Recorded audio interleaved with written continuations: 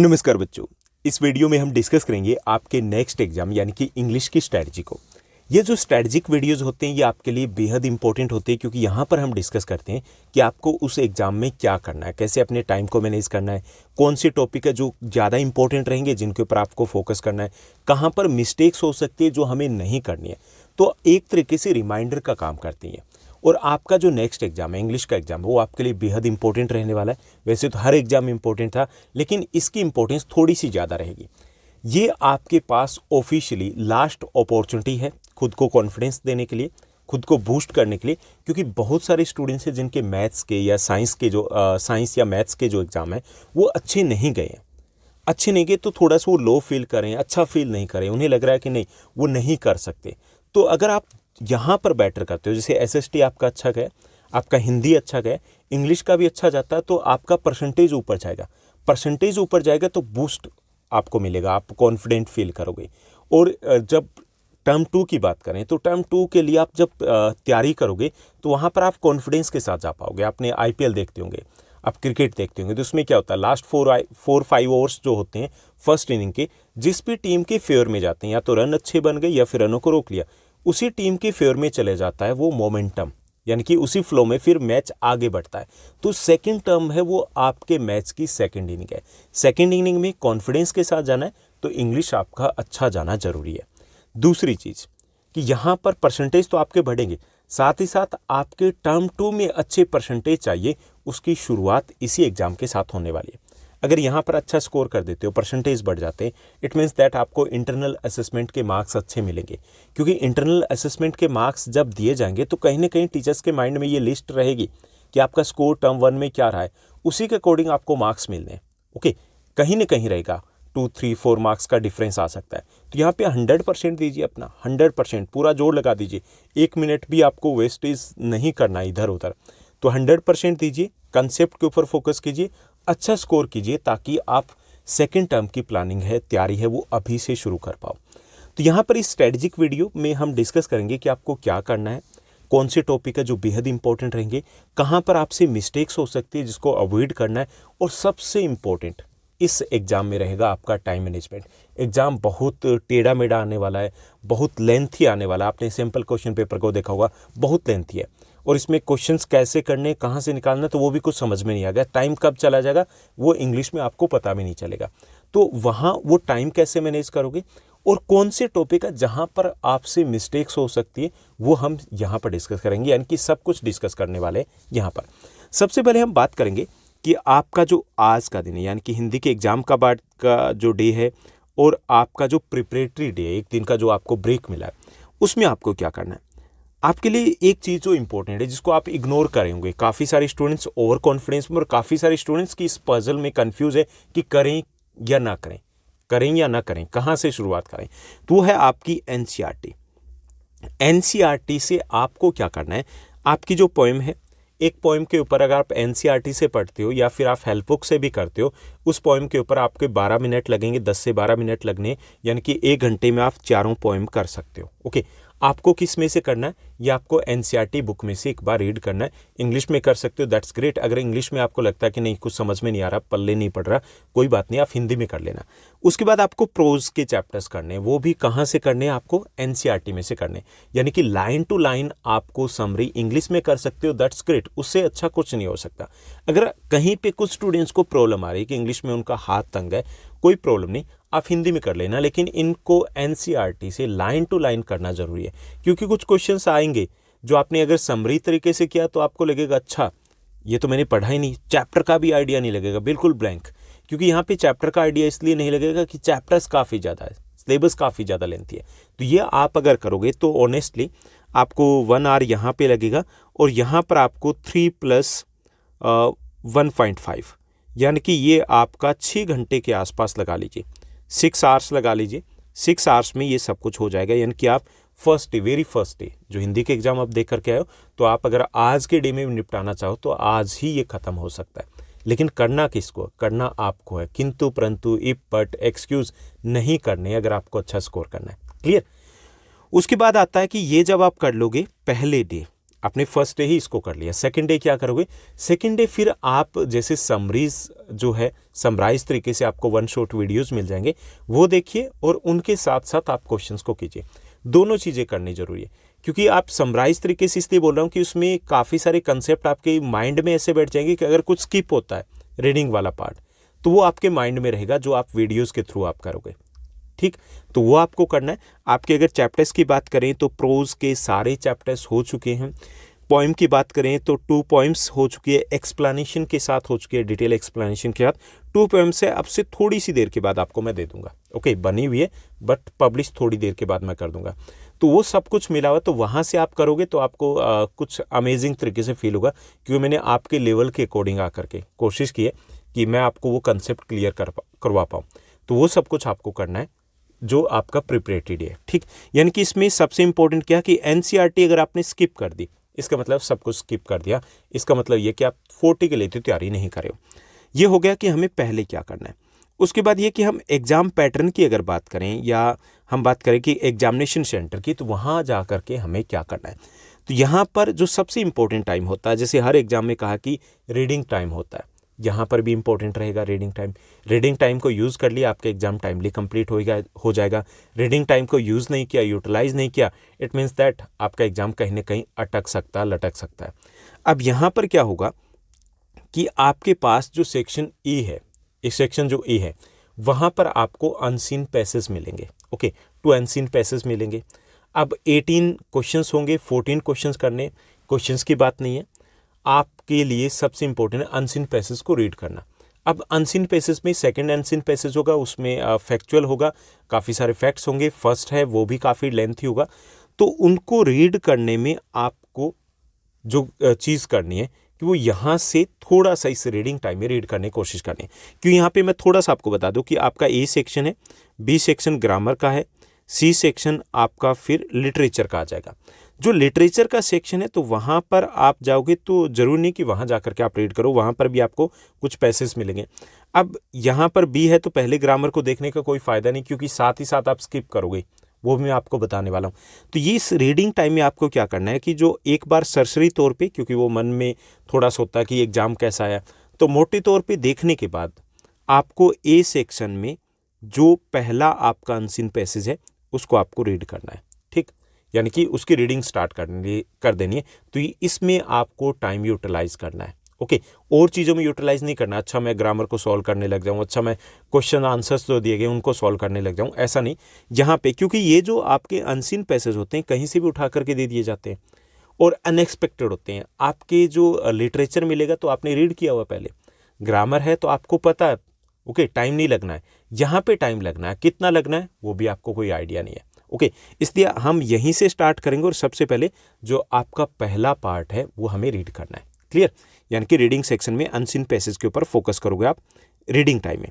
उसके बाद दूसरा जो इंपॉर्टेंट रहेगा, अगर यहाँ पर छोटा सा भी मिस्टेक कर दी तो गड़बड़ हो जाएगी, वो है कि आपको पैसेज को अंडरलाइन करना है रीडिंग करते हुए, क्योंकि इतना लेंथी पैसेज रहेगा उसमें थोड़ा सा तो आइडिया हो जाता है कि यहाँ से क्वेश्चन बन सकता है, ये इंपॉर्टेंट लाइन बन रही है यहाँ से, ओके, अंडरलाइन करना है।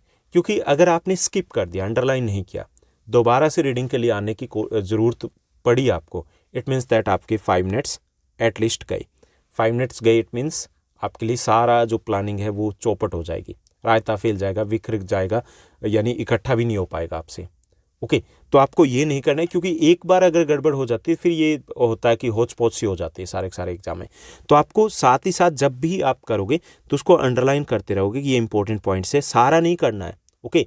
ये भी याद रखिए कि कई स्टूडेंट्स अच्छा ऐसे ऐसे ऐसे सभी जगह कर दिया तो भाई फ़ायदा क्या हुआ, इसका बेनिफिट कुछ नहीं होगा अगर सब जगह कर दिया। जहाँ पर आपको इंपॉर्टेंट लगे वहीं पर आपको अंडरलाइन करना है, ताकि जब आंसर्स को फाइंड आउट करो तो आपके लिए ईजी लगे कि यहाँ से आंसर्स हमें मिल रहे हैं, ठीक। तो ये हमें करना है। ये यहाँ पर तो बिल्कुल भी आप मिस्टेक नहीं कर सकते, क्योंकि अदरवाइज़ आपका टाइमली कंप्लीट नहीं होगा। उसके बाद एक और चीज़ इंग्लिश में करनी है, वो ये कि आपके जो क्वेश्चंस हैं, आपके जो ऑप्शंस हैं, उनको 2 बार रीड करना है। अब क्वेश्चंस जैसे इन बिटवीन द लाइंस कई बार जैसे नोट दे दिया, करेक्ट दे दिया, इनकरेक्ट दे दिया, इस प्रकार के ट्रू फॉल्स, इस प्रकार के वर्ड्स है वो जल्दबाजी में स्किप हो जाते हैं, हमने फोकस ही नहीं किया। तो क्वेश्चंस को 2 बार रीड कीजिए, क्लियर। उसके बाद उसके ऑप्शंस में क्या होता है, कई बार ऐसे जैसे जल्दबाजी हम करते हैं, फर्स्ट ऑप्शन हमने देखा और हमें लगा भाई वाह ये तो करेक्ट है, नहीं ऐसा नहीं है। आप सेकंड थर्ड फोर्थ को भी देखोगे, हो सकता है कि फिर लगे कि नहीं हाँ इसमें मैं जल्दबाजी कर रहा था, फोर्थ वाला ज़्यादा बेटर है क्योंकि वो कंक्लूजन है। तो आपको ऑप्शन सारे करने, अगर आपका फर्स्ट में ही करेक्ट आंसर मिल रहा है तो भी आप सेकंड थर्ड फोर्थ पे जाइए, क्योंकि यहाँ पर इंग्लिश में डायरेक्ट आंसर नहीं मिलेगा जैसे कि एसएसटी में मिलता है या साइंस में आपको मिलता है, वैसा नहीं मिलेगा। हिंदी में जैसे कि आप सरसरी तौर पे चारों को एक साथ देख लेते हो, इंग्लिश में थोड़ा सा आपको टाइम देना पड़ेगा। ओके, और अगर आपको ये लगे कि कहीं पे कन्फ्यूजन है तो दूसरी बार फिर ऑप्शंस को देखिए, यानी कि क्वेश्चंस है उसको अच्छे से रीड कीजिए। ओके, रीड करते हुए भी अगर वहीं पे भी आप इसको अंडरलाइन कर सकते हो, जैसे ट्रू नॉट ट्रू इस प्रकार के वर्ड्स है तो उनको आप अंडरलाइन कर सकते हो, दैट्स ग्रेट। और उसके बाद जब ऑप्शंस के साथ जाओगे तो वहाँ पे भी आप अपने अंडरलाइन करते हुए जा सकते हो। क्लियर, क्योंकि यहाँ पर सबसे ज़्यादा पॉसिबिलिटीज़ रहेगी। जैसे आपके अगर हम बात करें ग्रामर पोर्शन की तो वहाँ पे लिटिल बिट थोड़ा सा डिफरेंस मिलेगा, जिसमें आंसर आपके चारों ऑप्शन में से बनेगा, लिटिल बिट डिफरेंस। तो लिटिल बिट डिफरेंस है वो एक बार में समझ में नहीं आएगा, ओवर कॉन्फिडेंस में नहीं जाना, दूसरी बार ऑप्शन को हमें रीड करना है। ठीक, तो ये हमें मिस्टेक बिल्कुल भी नहीं करनी है जब हमें अच्छा स्कोर करना है। इसके साथ साथ एक और चीज़ आपको करनी है कि यहाँ पर जैसे आपके क्वेश्चंस रहेंगे, अब बाकी सब्जेक्ट में क्या था कि पूरा ऑप्शंस आप ये छोड़ सकते थे वो छोड़ सकते थे, आप पहले से डिसाइड कर सकते थे ये क्वेश्चंस मुझे नहीं करने हैं, अनअटेम्प्टेड हैं। यहाँ पर ऐसा नहीं रहेगा। यहाँ पे आपके रीडिंग टाइम में आप ये मार्क नहीं कर सकते भाई मैं ये क्वेश्चन नहीं करूँगा। क्यों नहीं कर सकते? क्योंकि आपने अनसीन पैसेज नहीं पढ़ा है। ओके, आपने पहले ना ग्रामर के कर सकते, क्यों नहीं कर सकते? क्योंकि आपने क्वेश्चन ही सॉल्व नहीं किया, सॉल्व करने बैठ जाओगे तो भाई वो रीडिंग टाइम तो वहीं चला जाएगा। ओके, ऐसे आप लिटरेचर में भी नहीं जा सकते, तो पहले नहीं कर सकते। अब इसमें क्या करना है कि अनअटेम्प्टेड जो क्वेश्चंस है वो आपको साथ ही साथ छोड़ने। अब साथ ही साथ छोड़ेंगे तो अनअटेम्प्टेड क्वेश्चंस को आपको एक बड़े से सर्कल से मार्क कर देना कि ये मैंने छोड़ा है। क्योंकि यहाँ पे जैसे आपको फर्स्ट सेक्शन है, आपको जो क्वेश्चंस मिलेंगे, आपको 10 मिले, 10 में से 8 मिलेंगे, 8 आपको करने हैं पहले अनसीन पैसेज में। अब 8 करने हैं तो 2 को आप सर्कल कर दीजिए। 2 गलतियाँ हो सकती है कि आपने यहाँ पे 10 में से 8 किए, आपने हो सकता है यहाँ से 9 कर दो पूरे। ओके, क्योंकि यहाँ पर ऐसा आपकी उसके ऊपर नहीं है, आपकी जो आंसर सीट है ना ओएमआर सीट है उसके ऊपर ऐसा कुछ नहीं है कि आप ये करोगे तो वही इस सेक्शन में से ऑटोमेटिक उठाए जाएंगे। आपने 9 कर दिए तो वो 9 ही काउंट कर लेंगे। इट मीन्स दैट लास्ट वाले क्वेश्चंस आपके कहीं गड़बड़ ना हो जाए। ओके, तो आपको 2 क्वेश्चंस जो नहीं करे उनको बड़ा सा सर्कल कर देना कि मैंने इन 10 में से 8 करने। सेकेंड वाला जो 8 रहेंगे उसमें से आपको 6 करने तो वो 2 क्वेश्चन है उनको आप बड़ा सा सर्कल कर दो कि ये अनअटेम्प्टेड है। क्लियर, तो ये साथ साथ करते रहना है ताकि आपको आइडिया रहे, एक आध क्वेश्चन स्किप ना हो जाए या फिर ओवर अटेम्प्ट ना हो जाए, दोनों चीज़ों को ध्यान रखना है। इसके साथ साथ कि यहाँ पर पजलिंग ज़्यादा है, बहुत ज़्यादा इस टाइप की, तो अनअटेम्प्टेड को साथ साथ मार्क करना है। दूसरी ओएमआर शीट को भी साथ ही साथ फिलअप करते रहिए क्योंकि इसमें कन्फ्यूज़न नहीं रहेगा। बाकी में क्या था, सेक्शन अलग अलग थे, यहाँ पे सेक्शन अलग अलग होते हुए भी कंटिन्यूटी में आपके क्वेश्चंस चलेंगे और एक सेक्शन में आपको कितने क्वेश्चंस छोड़ने वो आपको ही ध्यान रखना है। ठीक, और ये साथ साथ करोगे। जैसे पिछले एग्जाम में हमने बात की थी, सभी एग्जाम में डिस्कस किया था, किससे कॉन्फिडेंस रहता है, थोड़ा सा हम रिलैक्स फील करते हैं कि भाई इतने क्वेश्चंस तो मेरे हो गए। ओएमआर शीट लास्ट में फिल करेंगे तो थोड़ा सा नर्वस फील करते हैं कि अच्छा अभी तो मेरे क्वेश्चंस ही रहते हैं, तो साथ ही साथ करते रहिए। ये चीज़ बहुत इंपॉर्टेंट रहेगी, आपको पजल नहीं होना है। ओके, तो ये हमें ध्यान रखना है। उसके बाद अगर बात की जाए टाइम मैनेजमेंट की, जो इस एग्जाम में ज़्यादा इंपॉर्टेंट रहेगा, टाइम मैनेजमेंट में क्या करना है, आपको क्या आ रहा है ये भी बता दूं कि फर्स्ट जो सेक्शन है उसमें आपको 14 क्वेश्चन करने हैं 18 में से। ओके, 2 अनसीन पैसेज होंगे। फर्स्ट अनसीन पैसेज में 10 में से आपको 8 करने हैं, सेकंड में 8 में से आपको 6 करने हैं। क्लियर, तो इसमें आपको 14 क्वेश्चन करने 18 में से, लेकिन क्योंकि ये अनसीन पैसेज है, फर्स्ट पैसेज काफ़ी लेंथी होगा, सेकंड फैक्चुअल होगा, तो इसमें टाइम लगेगा आपको। ओके, टाइम लगेगा, तो यहाँ पे आपको 30 मिनट्स लगाने, 30 मिनट्स में आपके हो जाएंगे क्योंकि रीडिंग टाइम भी यहाँ पर यूटिलाइज कर लोगे। तो भागम भाग नहीं करना है क्योंकि ये मार्क्स हैं जो आपको ईजिली मिल जाएंगे अगर आपने थोड़ा सा फोकस कर लिया। ओके, मिस्टेक नहीं करनी है। तो 30 मिनट्स, आधे घंटे तक रिलैक्स होकर के, चिल होकर के कीजिए, हो जाएंगे। ओके, तो 30 मिनट्स आपको यहाँ देने। उसके बाद आपका जो बी सेक्शन रहेगा, ग्रामर का सेक्शन रहेगा, यहाँ पे आपको 10 आउट ऑफ 12 क्वेश्चन करने हैं। 12 क्वेश्चन मिलेंगे, उनमें से आपको कितने करने, आपको 10 क्वेश्चंस यहाँ से करने हैं। ओके, यहाँ पे आपको 20 मिनट्स कितने मिलेंगे, 20 मिनट्स मिलेंगे, मतलब हमें डिसाइड करना है कि 20 मिनट्स आप ले लोगे। 10 क्वेश्चन करने, 1 क्वेश्चन के ऊपर आप 2 मिनट्स लगाओगे। जैसे आपके बात की जाए मॉडल्स की, बात की जाए टेंसेस की, बात की जाए तो डायरेक्टली आपको देखते ही पता चल जाएगा, टाइम नहीं लगेगा। आप टाइम कहाँ लगाओगे, जैसे आपके स्पीच है वहाँ पे आप टाइम लगा सकते हो। और कोशिश कीजिएगा कि जहाँ पे डायरेक्ट इनडायरेक्ट स्पीच है, अगर वहाँ पे पजल हो रहे हो तो वो क्वेश्चंस आप अनअटेम्प्टेड में डालो, ठीक, क्योंकि वही टॉपिक है जिसमें लिटिल बिट कई बार ऐसा होता है कि पता भी होता है आपको पूरा नॉलेज है डायरेक्ट इनडायरेक्ट को लेकर के या किसी टॉपिक को लेकर के, कई बार वो माइंड से निकल जाता है, उस वक्त माइंड अपना ब्लैंक होता है, हमारा फोकस कहीं और चल रहा होता है। ओके, तो जो आपको पजलिंग क्वेश्चन लगे ना तो उसको अनअटेम्प्टेड में हमें छोड़ना है, वो देखना, ओवर कॉन्फिडेंस नहीं रहना। तो यहाँ पे आप 20 मिनट्स लगाओगे। उसके बाद आपका सी सेक्शन है, उसमें आपको 26 क्वेश्चन करने आउट ऑफ 30। ओके, कितने, 26 करने आउट ऑफ 30, सेक्शन वाइज कुछ नहीं है, कहीं से भी आप 4 क्वेश्चंस को छोड़ सकते हो, ये आपके लिटरेचर पर बेस्ड रहेंगे। अब यहाँ पर भी आपको 30 मिनट्स लगाने, 30 मिनट्स क्यों लगाने हैं, कितने लगेंगे, क्योंकि यहाँ पर भी आपको कुछ पैसेजेस मिल सकते हैं, 2 मिल सकते हैं। अब पैसेज को रीड करोगे फिर क्वेश्चंस के ऊपर जाओगे, टाइम तो लगना आपको। ओके, अब टाइम लगना तो इसलिए 30 मिनट्स यहाँ से दिए गए, अदरवाइज वो इजी रहेंगे, उन 2 पैसेज में ही टाइम लगेगा। अदरवाइज ये है कि क्योंकि चैप्टर्स बेस्ड है तो आप रीड करोगे, रीड करते ही आपको आइडिया हो जाएगा। ओके, तो यहाँ पर अपना हो जाता है ये 80 मिनट्स। 80 मिनट्स इसलिए दिए कि आप इसी प्लानिंग के अकॉर्डिंग चलते हो और कहीं पे किंतु परंतु हो जाता है, जैसे इस सेक्शन में ज़्यादा टाइम लग जाता है तो भी टेंशन लेने की बात नहीं है, क्योंकि आपके पास टाइम है। अगर आपको रिव्यू करना है तो भी आपके पास टाइम रहेगा। ओके, तो ये आपकी टाइम मैनेजमेंट रहनी चाहिए। अब टाइम मैनेजमेंट ये रहनी चाहिए, कहाँ गड़बड़ हो सकती है टाइम मैनेजमेंट, यहाँ आपको इतना ही देना, यहाँ इतना ही देना, यहाँ पे ज़्यादा लग सकता है, तो ज़्यादा लग सकता है तो ये आपका 50 मिनट्स, मतलब 50 मिनट्स में हो जाना चाहिए, कैसे भी करके ये हो जाएगा, तो यहाँ की टेंशन नहीं रहेगी। ओके, क्लियर, तो ये चीज़ें करनी है। और उसके बाद जो 10 मिनट्स है उसमें आप रिव्यू भी कर सकते हो, अगर आपको कोई क्वेश्चन है जैसे अनसिन पैसेज में या कहीं गड़बड़ लग रहा है तो लास्ट के 10 मिनट्स में किए जा सकते हैं। क्लियर, तो ये आपको टाइम है वो अच्छे से माइंड में सेट कर लीजिए कि हमें इसके अकॉर्डिंग चलना है, क्योंकि पेपर जो सैम्पल पेपर आपने देखा वो काफ़ी लेंथी रहा है और लेंथी ही आपका आने वाला है। तो उसके बाद बात की जाए आपका लास्ट जो इम्पोर्टेंट टिप्स कह लीजिए कि जहाँ पर हमें फोकस करना है कि 40 आउट ऑफ 40 स्कोर करना है, तो आपके लिए सबसे इंपॉर्टेंट रहेगा पोइट्री सेक्शन। जैसे आपका सेक्शन ए आ रहा है, ए जो सेक्शन है अनसीन पैसेज आ रहे हैं, उसकी अलग से कोई तैयारी नहीं करनी, वहीं पे रीडिंग अगर ठीक से कर लोगे तो हो जाएगा। सेक्शन जो बी आ रहा है उसमें ग्रामर आ रही है, ग्रामर में आपका एक जो क्वेश्चन आ सकता है डायरेक्ट इनडायरेक्ट को लेकर के पजलिंग हो सकता है, तो वो आप स्किप कर दोगे तो भी चलेगा, दौड़ेगा, कोई टेंशन नहीं है आपको। 2 छोड़ दोगे, दोनों ही वही छोड़ दोगे तो भी दौड़ेगा, कोई टेंशन नहीं है। ओके, यानी कि ए और बी सेक्शन में टेंशन नहीं है। सी सेक्शन की अगर बात की जाए तो वहाँ लिटरेचर में चैप्टर्स में इतने कुछ टेढ़े मेढ़े नहीं आ सकते अगर आपने चैप्टर्स के एमसीक्यूज कर लोगे। हाँ, मैं आपको बता दूं कि सारे चैप्टर्स आपके, सारी पोइम्स है वो ऑलरेडी हमने कवर कर रखी है, 2 पोइम रहती हो आपको थोड़ी देर में मिल जाएगी। ओके, किया हुआ है, तो आप वहाँ से आइडिया भी लग जाएगा कि किस टाइप के क्वेश्चंस आने वाले हैं। और जो क्वेश्चंस मैंने उठाए वो आपके प्रीवियस ईयर्स के एग्जाम्स में से उठाए हुए, तो वही क्वेश्चंस आपके एज इट इज़ नहीं कह सकता, उनमें से काफ़ी सारे क्वेश्चंस आपके एग्जाम में आएंगे। क्लियर, श्योर हूँ मैं कि वही उनमें से काफ़ी सारे क्वेश्चंस एग्जाम में रहने वाले, तो वहाँ पे प्रॉब्लम नहीं।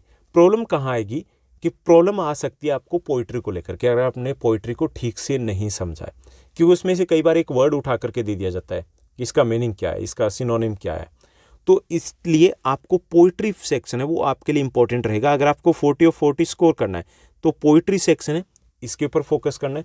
दूसरी चीज जिसके ऊपर फोकस करना है, करेक्ट इनकरेक्ट स्टेटमेंट टाइप को क्वेश्चंस के ऊपर 4-5 क्वेश्चन कौन से रहेंगे, जैसे इसमें आपको एक लाइन दे दी गई, ओके, या फिर कुछ दे दिया गया कि ये मिसिस हॉल है, उनके करेक्टर से रिलेटेड कुछ स्टेटमेंट्स दिए गए, 1 2 3 4 5 उसमें सेंटेंसेस दे दिए जाएं, उसमें से फिर बताया जाएगा कि which one is the correct और incorrect, which one is the true और फॉल्स, फिर हम फाइंड आउट करते थे।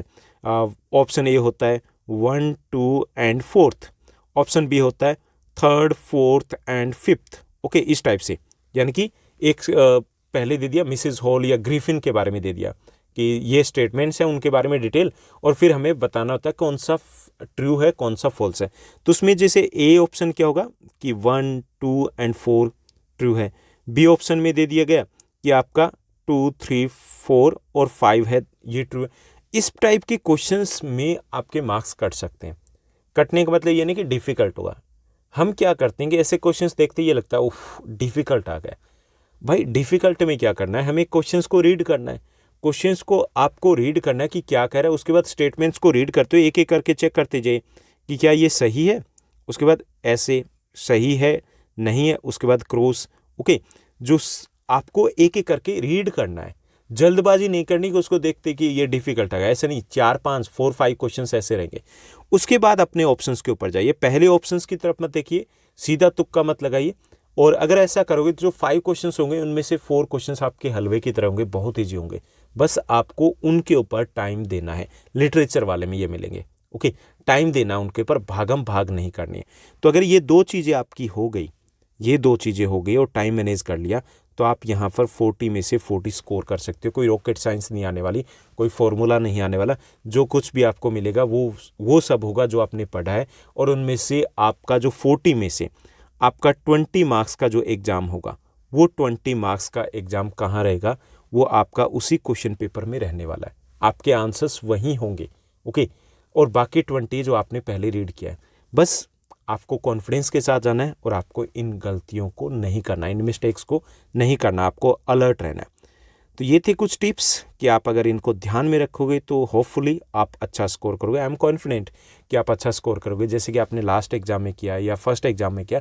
कुछ मिस्टेक्स होती है, कई बार ये मिस्टेक्स होती है ना, ये करना भी अच्छी बात होती है। लाइफ में बहुत आगे जाओगे, क्योंकि जहाँ पर हम एक बार गिर जाते हैं उसके बाद अगर पूरी हिम्मत के साथ उठते हैं तो इट मीन्स दैट हमने बहुत कुछ सीखा है, आगे जाएंगे। और आगे जाने के लिए ज़रूरी है हम ये जो नेक्स्ट एग्ज़ाम की उड़ान है उसको ठीक से भरें।